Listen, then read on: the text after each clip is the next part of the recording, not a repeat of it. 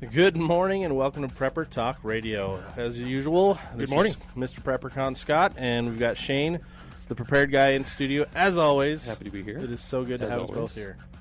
Welcome, welcome. When it's one of us, it's not as fun. So, not nearly as much fun. But I'm glad we're here. I'm glad you're here, and I hate that traffic can get in the way. Oh my gosh, I almost didn't make it. There was a nasty wreck on the 215 southbound coming out of North Salt Lake. Crews had it almost cleared up by the time I finally got through there, but it took me another 15 minutes just to get to work today. So, not fun. I'm always here extra early just in case. Yeah, well, I usually am here a little early just in case, but hey, I'm here. That's all that matters. Yeah. So you guys are listening to K-Talk. K-Talk Media is our new website. So go to ktalkmedia.com. You can get the news, the weather. In fact, it's actually a nice 52 degrees outside today. I don't know where winter is, but it's not coming. Oh my goodness! Haven't had any snow yet. We're expecting some tomorrow. Yep. I've got a few more things to get ready before the snow flies. There you go. I gotta make sure the gutters are clean again. Oh, you used to have to do that crap. a couple times in the fall. Yeah, there you go, Scott. I Your gotta house. Put that back on the list. Yeah, and then I'm gonna walk the roof again with a tube of caulk. Make sure all the penetrations, all the flashings and such are caulked down nice, and don't have to worry about any leaks during the winter. Nice. And I did that a few months ago, so I'm good. Yeah, then I got to take the tramp down. Take the tramp down, put it away for the winter. I'm leaving mine up. It's garbage anyways. Yeah. I'm waiting for it to just disintegrate. I want mine to last as absolutely long as possible. Take that down for the winter. Well, hey guys, we've got a fun show for you today. I want to let you know, as always, it is brought to you by Survival Medical, survivalmedical.com.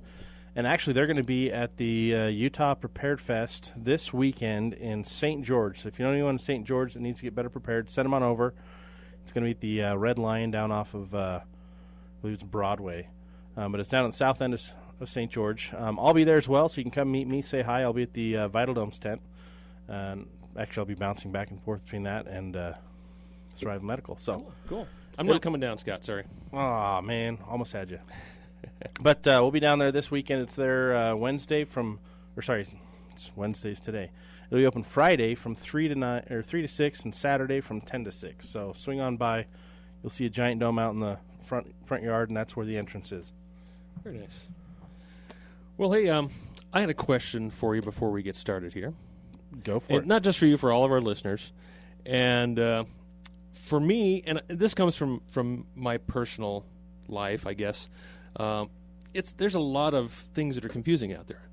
There's a lot of topics, did you worry about who are you going to vote for? I mean, do you worry about different decisions you're going to make in your life, about whether you're going to bug out or whether you're going to bug in? We talked about that a little bit last week.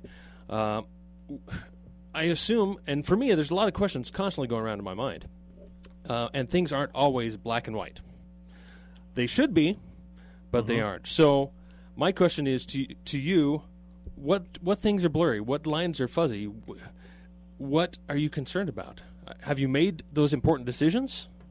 And I guess that's really what our show is about today, is not only for you, but for us, for Scott and I, to kind of talk through a lot of these important questions that really are kind of difficult questions. I guess that's the right way to put it.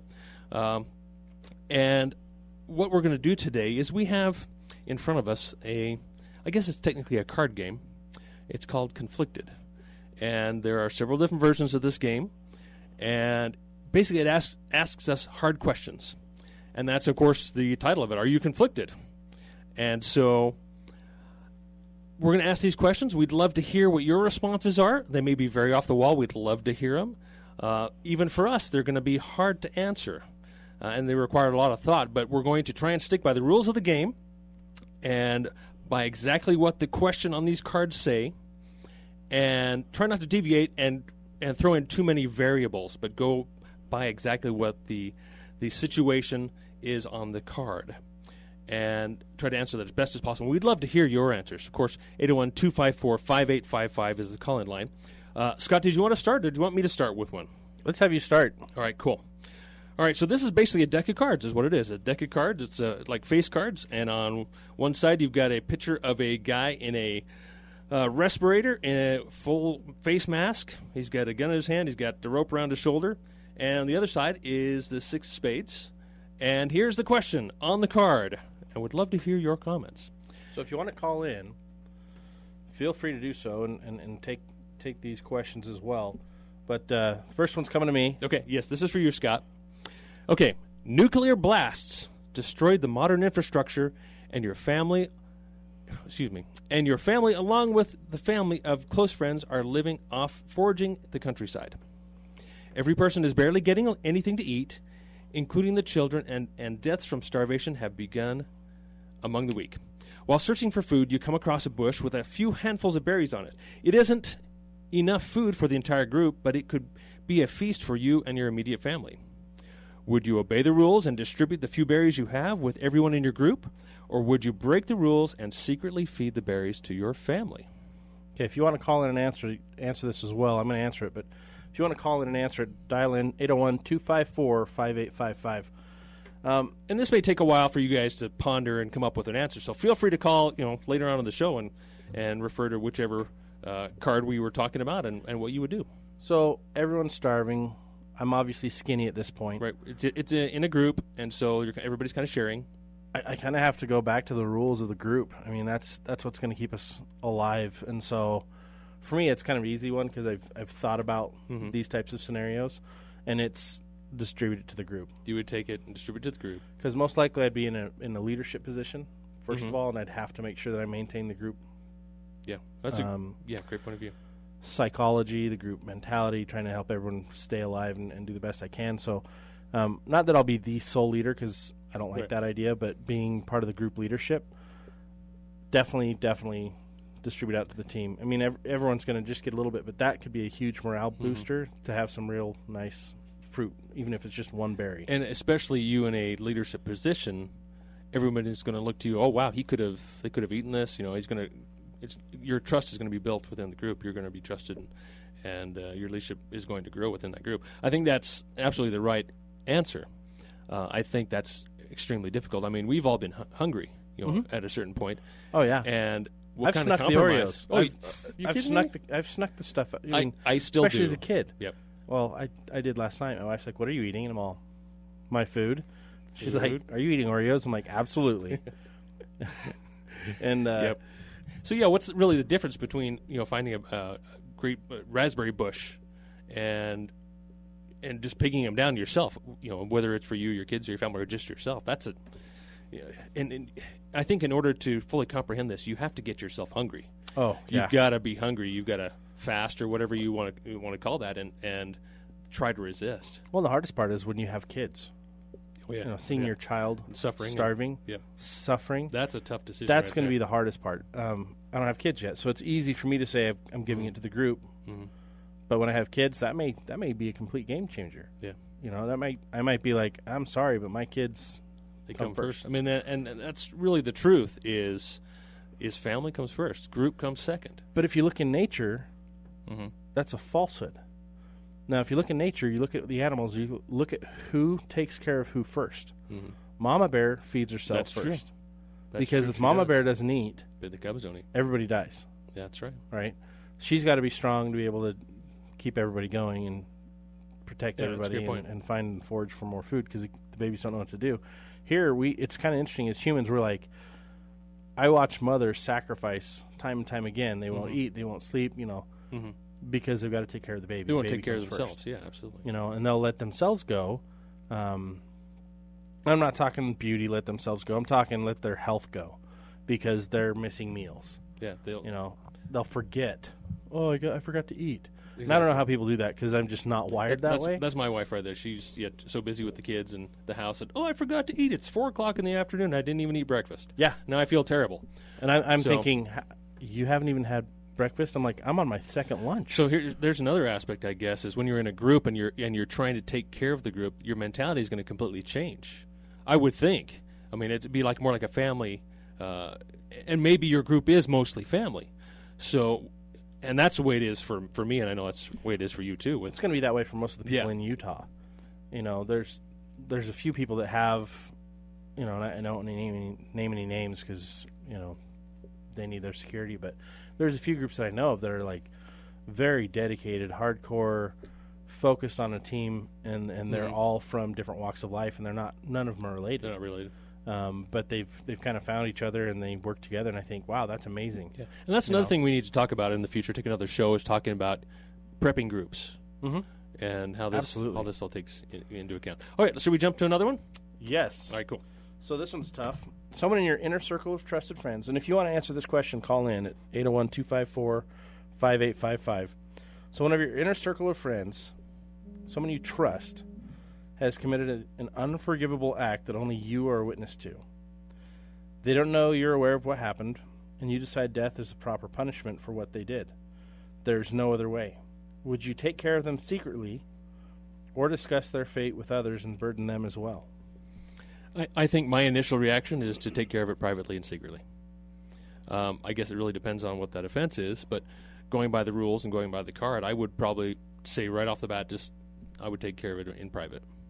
I believe people deserve second chances, third chances for I guess depending on how egregious it was and the rules of whatever group and the family, whatever rules you've set. Yeah, but who makes you, judge, prosecutor, king, jury, and all the other stuff, and executioner? Well, that's what it's given to each of us to judge for ourselves, right? I'm not trying to put you on the spot. I'm just trying to play devil's advocate. Absolutely. Great questions. Or actually, I don't know if that's devil's advocate or heaven's advocate. I don't know. Yeah. And we all need to take time to think through these things because we will be faced with hard decisions. If we can make those decisions in advance, and that's really the purpose of this exercise and this game, is to make those decisions, or at least a variation of that decision, that situation, make that decision in advance so you're better prepared to make it later on. So, absolutely. So that's my initial reaction right there is to handle in private. I don't know. What would you do, Scott? What's your initial reaction? Well, so for me, it kind of depends on what they did.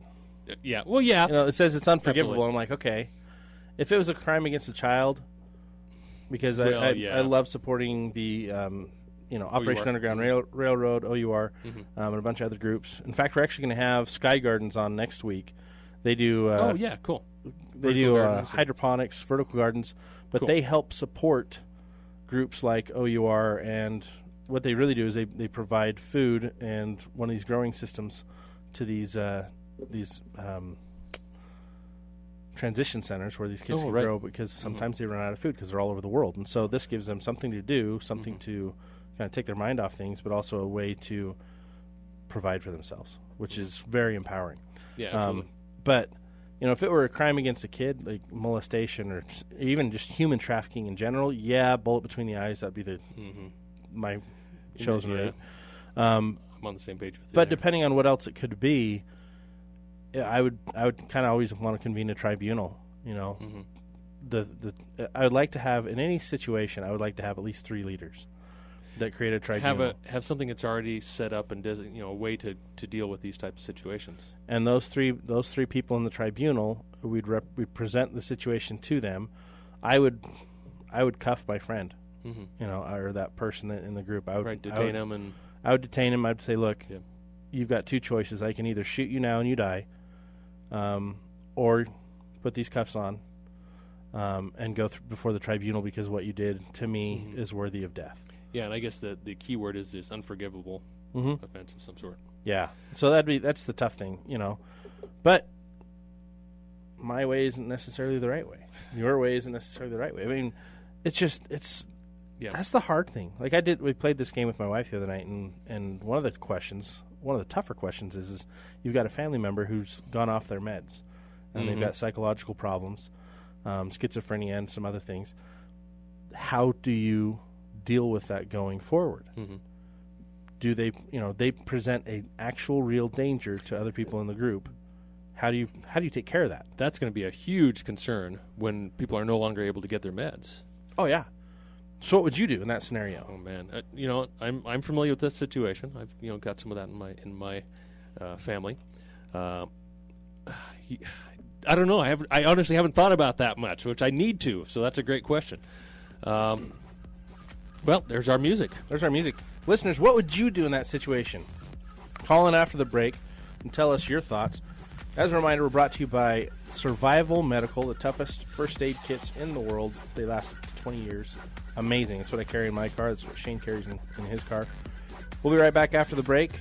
You're listening to K-Talk Radio. That's KTKK a.m. 6:30.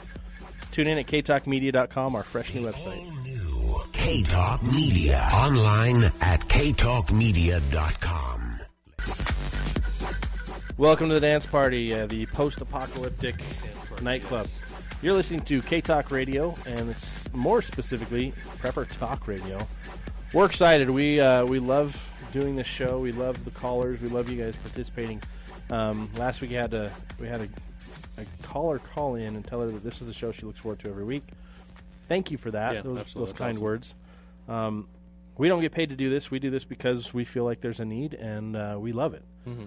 So today, what we're doing, let me go back real quick. Make sure you check out our website and download the app. Go to ktalkmedia.com and get involved. It tracks kind of the listeners, what's going on, does push notifications if you want it to. And then we have our text in line, so you can text in and That's right. I keep participate in that. polls. The number for that is 727-888-2777. Pretty cool technologies. And then you can follow us on Facebook at KTKKK Talk and Prepper Talk Radio. Yep. And don't forget that about the archives. You can go back and listen to anybody's show, including our own. We also take video of our show and we put it on Prepper Talk TV. Mm-hmm. On YouTube. Prepper Talk Radio on YouTube and PrepperCon TV, I get confused, on YouTube, TV. So you can see them there, as well as we share those on our Facebook links and so forth, Facebook pages. And so, we appreciate your support, because that's really all we get. We get your support. We see your clicks. We see how much you like our posts and such, and that's, it boosts our spirits and sees that, maybe we are making a difference. So we appreciate that. And send us questions through those medias, especially through Facebook. You get on the Facebook page, ask us questions, and give us topics that you want us to cover in the preparedness world, and we'll put those into rotation as we go forward, just so that we're answering the questions that you really want answered. That's what we really want to do. We spend a lot of time putting together shows every week, putting together content, going through, for example, with Conflicted, we went through the deck, we picked the ones that are kind of the tougher ones, that would make you think. We want you to think. We want you to be proactive in your preparedness. And although you may never come across the situation, it would at least start to awaken your mind as to the possibilities of what maybe a post-apocalyptic, I don't even like to call it that, but a life different than when we know it, which is surely coming. Things are changing, and so situations are changing, and so your decisions are going to be different. That's the most difficult thing, is to make good choices. Yep. And we just hope to maybe help enlighten you and ourselves too. This is learning experience for us too. So you've got a card in your hand. I'm curious. Yep. Okay, here we go. 3 suspicious men approach your home seeking shelter, but you didn't have enough food or water to take them in. You had to turn them away. After talking, and as they turn to leave, you have the sinking feeling in your gut that they will be back when you least expect and try to loot your home. You would be at a severe disadvantage then, since they could overwhelm you if they caught you by surprise. Now is the only chance to take them out the easy way, even though they haven't openly posed a threat to you and your family. Would you murder them now, or would you let them go and take the risk of being killed by them later? I hate this game. I know. That's such a terrible. Crappy question. And I need to read better. Ugh. So the scenario is 3 suspicious people show up. Yes. Guys, gals, whatever. You don't have enough food. You've got shelter, but you don't have enough food to take care of. Resources, yeah. Right? And then, so you're short on resources, water, food, whatever else. But they're like, hey, help us. Mm-hmm. But you've got the sinking feeling that they're like, we're going to take everything you've got and harm you later. Yep. What would you do, Scott? Oh, I've got a family to protect. I'm half tempted to just off them all. And that's so evil. Mm-hmm. I don't know if that's evil. That's just so that's nerve-wracking for me to have to answer that question and be like, okay, what would I do? Would I just kill somebody? I want to say no. I wouldn't do that. Yeah. But part of me is like, I better do that. From a strategic standpoint, I'm like, I kind of want to get one of my CIA buddies on the phone and have him tell us what he thinks. Mm-hmm. Well, actually, we've got a caller. Let's see if they'll answer that question. Hey, thanks for calling K-Talk. You're on the air. Do you have an answer for that question? I do. Oh, awesome. The answer is to let them go, because you want the Lord's help. And if you simply kill someone on suspicion, you'll deprive yourself of the Lord's help. Amen. If they're going to come back and kill you, the Lord, and you don't actually get them on suspicion, because you've let them go, you now have the power to draw on the heavens to ask for protection. Absolutely. I agree with that. I think that's awesome. Yeah, I think a lot of these questions are meant to bring up those responses. Okay, exactly. This isn't just about physical survival. It's about spiritual survival, about being a human being and not becoming an animal, in those types of situations. So, and I would go even to a step beyond and go contrary to what the card says. Even if I had very little, I would still find something to give them. And then, like you say, at that point, I would garner maybe even more blessings, so that we could continue on. So this is all very spiritual to me. Hey, thank you for your thought. I never thought of that part of actually giving them some food, even though you don't have any to give. Yeah, well, it's like the widow's mite. It's plenty of examples in the Bible. What's the example in the Bible where she was making her last loaf of bread? With the widow of Zarephath and Elijah. Zarephath, when Elijah comes to the widow of Zarephath and says, "Make for me first, before you make for yourself and your son," so that she was going to use the last of her meal, the last of her oil, to make for her and her son. And then Elijah came to her and said, "Make for me first." And she did, and they were both blessed. And the meal did not waste, and the cruse of oil didn't fail, and they ate for many days. So I believe in that. That's awesome. I mean, that's opposite what this card's saying, but, who cares? Well, no, the card's not saying that. Well, it's just saying you turned them away. Scenario. It's saying you turned them away because you didn't have food. That's true. So I believe if you give, even with what little you have, that your meal won't waste. Your cruse of oil won't fail. So this is a great question. This is the follow-up to that. This is a card I read last night, and it said you kind of stumbled across, it's just you and your wife and your kids, and you've stumbled across a prison bus that had wrecked on the side of the road. The grid's down. It's been a little while, a week, and this bus was a transport trying to get these guys to a place where they could be locked up again. The bus is on fire. They're all trapped inside. You've got an axe. You can knock the window out and save them, or you can walk on by. What do you do? Because they're criminals, right? I mean, they probably deserve to die anyway, right? Well, being facetious. Interesting, right? But it poses a real, true threat to you. But I kind of, my wife and I talked about it last night, and I was leaning towards rescue them. But there was a little part of me that's like they're criminals. What do I do? But that's just because that's the way society's programmed us. That they can't be fixed. That they can't have gratitude. Yeah. Who knows? You don't know. You can't pass judgment on them, what they did, or why they're in there. Or so, what would you do, caller? Actually, it would depend on how much knowledge I had of the court case and the crime. If I didn't have very much knowledge, I would simply give them the benefit of the doubt. Absolutely. If I had really a good knowledge and it was a thorough knowledge, and what I knew was not favorable, I would let him die. Well, it's a whole bus full. Yeah, a whole bus full of... That kind of changes the scenario a little bit. If a whole bus full, then I'd have to be merciful because I can't possibly know the story of everybody in there. Yeah. So I'd be merciful. Stand back and be prepared, and I agree with you. That's what I would do. I do too. Awesome. Thank you so much for your input. Thanks for your call. Appreciate it. All right, is it my turn or your turn? Well, no, I was just going to continue on that one for a second. Cool. I was just like, so last night our discussion on that one kind of went to, okay, let them go, but kind of stand back and let them kind of run off, and then you go your own way, hopefully opposite of where they're going. And that's also a whole lot of mouths to potentially to feed, right? I mean, because they don't have any resources. They're stuck on a bus. Overpower you to take the resources you have true. left. And so they it's like easily could overpower you. So you'd hope that they would be so grateful that you saved their life, that you spared them, that they move on. That humanity comes out in them. And like again, we can't pass judgment on whether they're kind people or not. I mean, they're just in a prison bus. They could all be guys that they shoplifted when they were hungry, and then that's all it was. Right. Very well. Could be. Right. Next card, or I'm trying to think it's your turn or my turn. But so here's another one that kind of goes along those similar scenarios.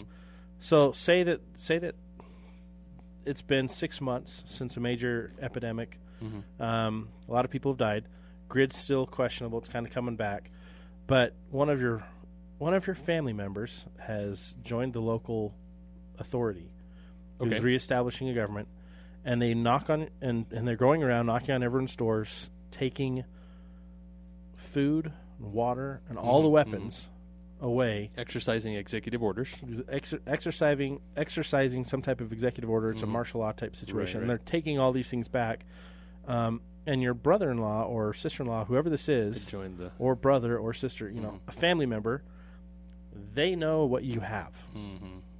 And they say, if you don't give it all, Man. I'm turning you in, and that means you go to prison and are possibly killed. And then your family goes without either way. Dude, that's way too hard. What do you do? That's a tough question. Holy cow. Boy, Problem is, I love my family on both sides. yeah, exactly. Some of them annoy me, but I'm like, oh. Well, haven't you seen? What's the movie?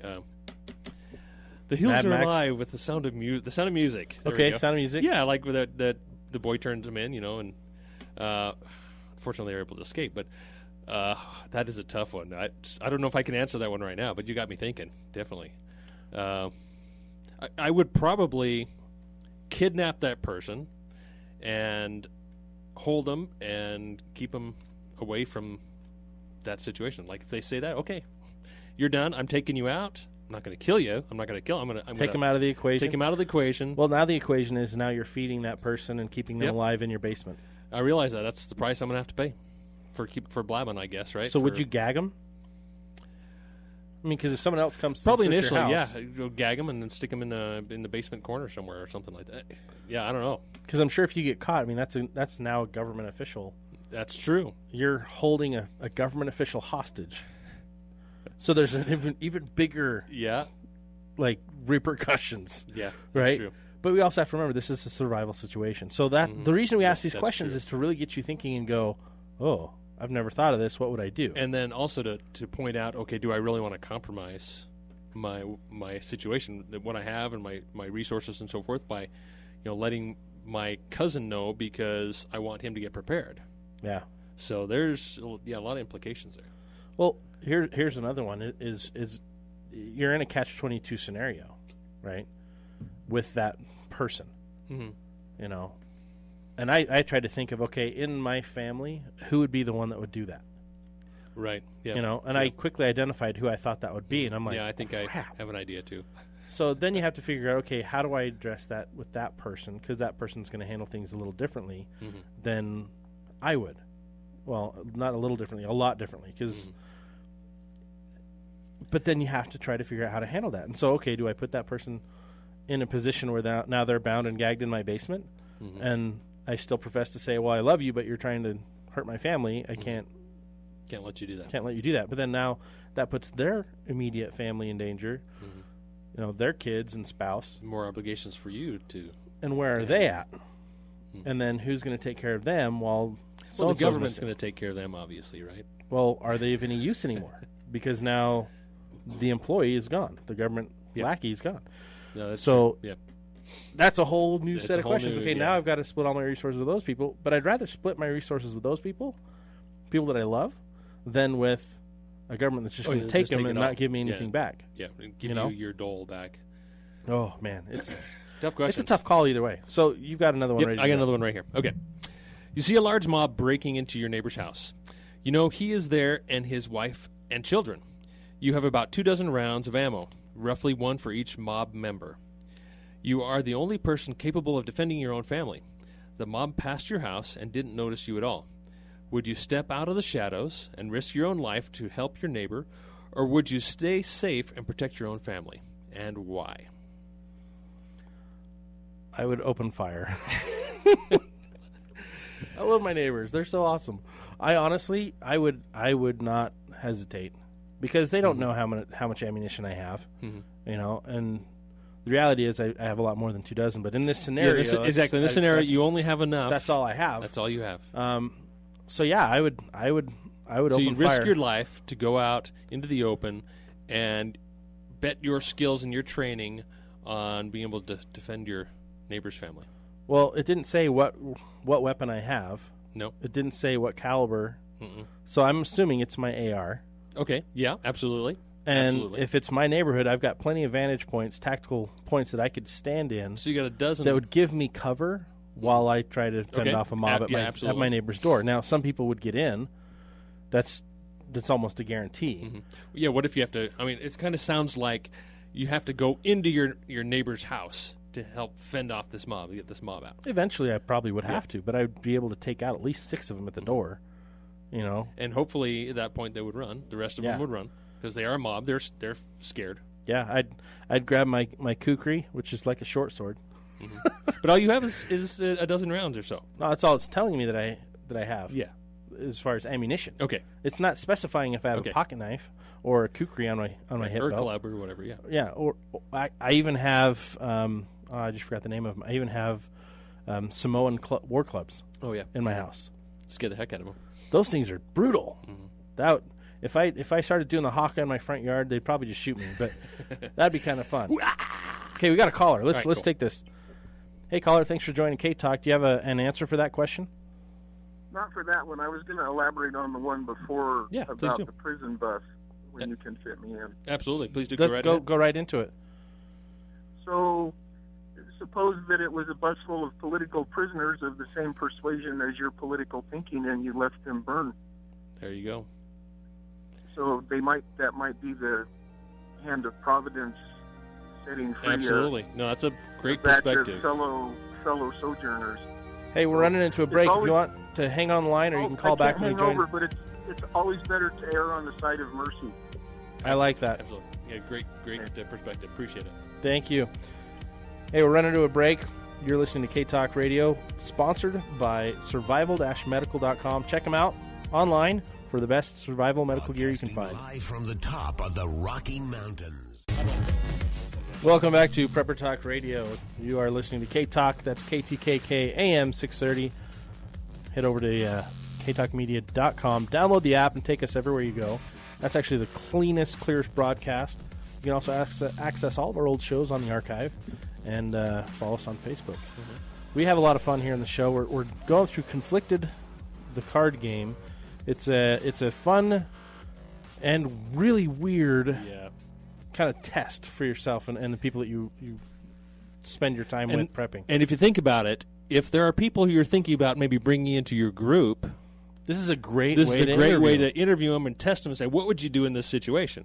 So that you can have like-minded people in your group with you. And also, you know, honestly, when I first got this, I sat down with my girls. And I was a little concerned with my daughter, my 3 oldest daughters, and my wife, and asked them some of these questions. And I thought they'd be freaking out, but they really weren't. They were Like a champ. No, they thought it was really interesting. We talked about it and had a really great conversation. So I think it's a great way also to just kind of prep your family and your maybe even your neighbors and friends on kind of your mindset and this is my mindset anyway, and what I would do in a particular situation. A very difficult. Very difficult. Yeah, we've talked a lot about moral situations with mostly including death right now, but that's not the whole focus of the game. So some of the other cards, and here's one that I liked. It's there's been a collapse. All the grocery stores and all the little mini marts have been ransacked. Everyone's grabbed what they could. Your family's running out of food. Where would you go, or what would you do to find more food without harming anybody? No physical harm, no death, no. What would you do? How could you find more food? I think at that point, obviously, you've lost all your pride and your hope is probably really trailing off, and your faith you're probably losing faith, and at that point, it really comes kind of going door to door, I think, and asking for help. And kind of like our last question is, you hope these people have the same mentality as you, is that if they give, they'll receive, and that can be a very humbling experience, as well as you can gain a lot of gratitude through that type of experience, and teach your kids that lesson as well. So that's Awesome. probably what I would do, is just go to neighbors and friends, and I hope to be a resource for my family in that situation. Absolutely. So that's first. So hopefully you would know if a particular family had a certain amount of resources and go to them first, because that's who we should go to first. We should go to family and friends first. Absolutely. And then hopefully we've gained a good enough rapport with our neighbors and friends that we could all work together. Don't answer this. What if your family and friends and your neighbors had passed away, and the numbers in your community were smaller? Think about that for a second. I'm going to bring on this caller. Hey, thanks for joining in on the conversation here at K-Talk. Did you have a question or an answer for that question? I got the answer. Awesome. Perfect. Go down to Jordan River and start shooting ducks and geese. Well, here's the tough thing, though, is in Utah, we have an unproportionate number of hunters compared to a lot of the other states. We have a ton of hunters. How much competition is there already going on down there? Oh, there'd be a ton, but there's a lot of wildlife there, and as fast as it's happened, you got to get down there. There'd be birds still flying in. You go to the waterfowl management area here, Farmington Bay. How much competition you got there, and you're still knocking them down. Huge area. Yeah.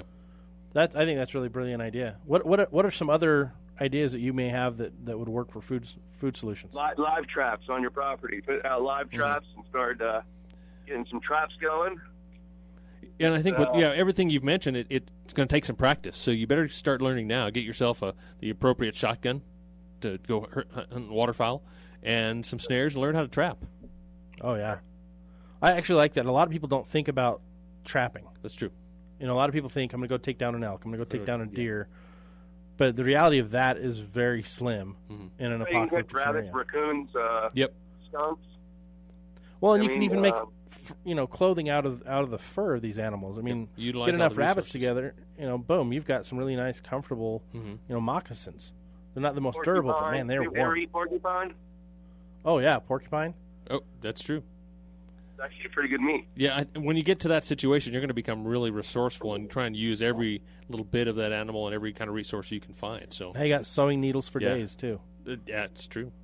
And blow darts. Barter items. Blow darts. Yeah, blow darts.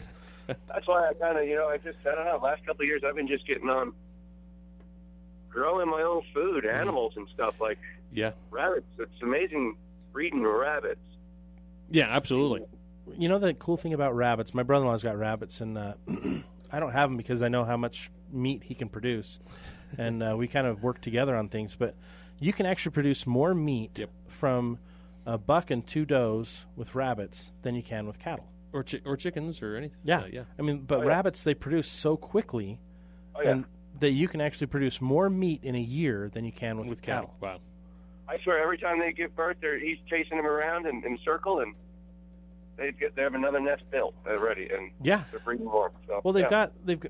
So from what I understand, I could be wrong, but someone told me this, that rabbits have 2 uterus, so they can actually be pregnant while they're with 2 different batches of baby rabbits. I never heard that, but I'll look into it. Yeah, look into that. I don't know if that's really true or not, but because I'm not into animal husbandry enough to really know. But they're like, that's why you can get so many more rabbits, and that's why it appears that their birth cycle is so fast, because they can actually have more than one litter in there at a time. And I'm like, I need to do some research because I could just be spreading false rumors. But if that's the case, holy crap! Yeah, rabbits are a good way to go. Either way, I mean, just two does. I mean, anywhere from 3 to 7 rabbits at a time. Yeah, I think what that brings up to me, your point is that we all kind of get our little inspirations on what we should be doing. You feel you've got to be out, hunting and trapping or whatever. You've gotten that kind of inspiration, so you're working on that. We all need to kind of figure that out. Grazing ducks and pigeons that are around. Yeah, absolutely. Yeah. So what do you do though when those deplete? Like eventually those could deplete. What do you do when those deplete? Where do you go to find food at that point? Well, you always want to be ahead of the game and thinking of other stuff for sure. Yeah, like your gardening and such, and and getting out of town maybe, and getting into some bigger game, Absolutely. And also understanding the flora and fauna. Yeah, thank you so much. Appreciate it. All right, should we jump into another card here, Scott? Sure. You got one there? You want me one here? Go ahead. While you're pulling one up, though, let me tell you another thing that you can go do. A lot of people don't realize this, but if you go to your Home Depots and your Lowe's, they've got quite a bit of food there. Oh, that's true. They've got tons of drinks, Powerades, Gatorades, those types of drinks, and they've also got tons of snack foods that, in a pinch, it'll fill your belly. And here's something also not to forget is that like you say, the energy drinks, but also like the diet drinks, diet shakes, like the protein shakes. Oh yeah, like for diet drinks. I mean, yeah, those are great for survival. Yeah, not just they've for got diets, but calories. great for survival. Exactly, that's a great ones. Okay, cool. Next card here. Let's see if I grab the one I wanted to here. Okay, there's one about snakes. We only have a few minutes left here, so or there's the witch doctor one. Which one should do we the do? snakes. Do the snakes. Okay, this is cool. After hunting for game in the wilderness, 2 of your friends were bitten by the same kind of poisonous snake. You are the only one unharmed and with 1 vial of antivenom antidote. Both of your friends have lost consciousness, and they have their kids and wives waiting for their return. But you can only save one of them. A full dose of antidote is needed in order to save a life. Anything less would be just a waste. What criteria would you use to save one of them, and why? That sucks. That one really sucks. So I've got to choose. You get two of your brother, a brother and a friend. You know, maybe it's 2 brothers. Maybe it's just 2 friends. Brothers. Yeah. I have to look at who's needed the most. I mean, really what it comes down to is like, and I can be wrong, and I have to be willing to live with that. You know, I'm going to carry that the rest of my life because I was the one that had to choose between 2 people I love. Right, needed in the group as a resource for the group. Total need. Whoever's the most valuable for the group, that's one I've got to save. But you got to do it quick. You got to decide quick. Well, that's what you look at. You look at who has the most skills, who brings the most to the table going forward. Because anything they've done in the past doesn't really matter except for their skill levels. Because going forward, that's what it's going to come to. Because they both contributed with family, with goods, with services. Maybe in the past. Who's stronger, who's more healthy. Yeah, stronger, younger, more resilient, skill levels, resourcefulness. Yeah, unfortunately, those are the things that you've got to go down to. Who's better at security? Who's better? And so you kind of quickly have to know that. And so I think it's a good idea to do these types of scenario questions so you can kind of go through your mind. Okay, what are this person's strengths? So don't get yourself bit. Don't get bit. Make sure you have always 2 to 3 times more of the medical stuff that you need. Just quadruple just in case. Yeah. Go, and it's not that expensive. Just go get it. Get as much as you can. 2 is 1, 1 is none. Yeah, 2 is 1, 1 is none. That's the Marine code for. That's a great point of view. It's not necessarily true because 1 is better than none, and I absolutely believe that. But yeah, I'm kind of getting to the point where now I can start to be more redundant in my preps. So. Well, I think the key is strategically redundant. I like to have as many things that are multi-use as possible. Absolutely. Multi-purpose and absolutely. redundant. It doesn't have to do the exact same job, but if it can do a carryover where it does this job and then does part of that job, and I've got something else that does the other part of that job, but then it has its other purposes, that's the way I want to go because then I've got more functionality across the board. It's hard to choose something that has a specific use. Oh, yeah. When... like for example, say pick a sniper rifle, with a nice powerful scope on it. It's really only good for a distance. It's not going to be a great weapon for defending up close. So I have a hard time with purchasing that kind of weapon because it's not as versatile. I know we're getting off track, but that you want to be making sure you're looking at it for the multi-purpose use. Like I just bought a 308. That can be a good, decent, long range protection. But I'm looking at it more for the fact that, hey, I can go hunting with a good, reliable gun that I don't really have to worry that much about. And sometimes you need to be specific in your skills. Yeah. And because I'm not a sniper, why do I need a sniper rifle? Yeah. Hey, if you can shoot a deer at 300-400 yards, you can be a sniper too. You can shoot a bird too, right? If it's just sitting there. Yeah. But I'm using bird as a metaphor. There, people. I think the idea with the snake bite one though, it goes back to understanding and knowing who you've got with you, understanding and knowing what they bring to the table. I mean, I would want, like, if it was you and I and one other person, and let's just say the other person and I both got bit, I would want you to think of the group and think who's going to bring the most to the table to help the group going forward. That's what I would want you to do. And so I think when I'm answering these questions, I want to know not who's necessarily the better friend or... Yeah, I want the person... I want to be making the decision that I would hope the rest of the decisions the group's making, that the betterment of the group is more important than the single person. The single person's always important, but the whole of the group is the most important. That's tough. And that's so hard. And that's where I think our country is struggling is because many of the established politicians have forgotten that. And that's why there's so many people that are out of whack right now with where's our country going. And I'm like, our country's going where we want it to go if we start doing the right thing. Yeah, and they're also, they're focused on the betterment of the country as a whole rather than individuals. Yeah. So a whole nother road to go down, though. So that's why I want to kind of bring that focus in is when we're looking at the survival scenario, what do we all bring to the table? Play these games with your families, with your preparedness groups. There's tough questions in there. Yeah. There's harsh questions in here. We didn't cover some of them because I'm just like, that's not appropriate for radio. Pretty intense for the radio. But there's other ones that are easier to handle, like just a simple one. But like the berry questions. The berries. Yeah. Or what's the most, 5 most important things to do to prepare for a collapse of society, in your opinion? And that'll help put them in order. Right? Bring questions for other people to start thinking about, okay, well, how do we prepare for that? Or what do I need to do to prepare for those scenarios? And it'll give other people ideas that they didn't think of. And they may not be scenarios that you would come across every day and that would come to your mind every day. It's like, wow, I never thought about this. This may actually happen. Yeah. And that's why these people put so much thought into these games, these cards. And I think there's several different decks, right? I mean, yeah, I think they've got 5 or 6 decks now. One's a Patriot deck, and it's got quotes, presidential quotes and Patriot quotes throughout the years about liberty and freedoms, about the Constitution. And then there's other ones that have even tougher questions submitted by different survival groups. So challenge yourself. Get a deck of these conflicted cards. Thank you for tuning in this week. You've been listening to Prepper Talk Radio with the Prepared Guy and Mr. PrepperCon. Join me this weekend down in St. George at the Red Lion for a Prepared Expo down there.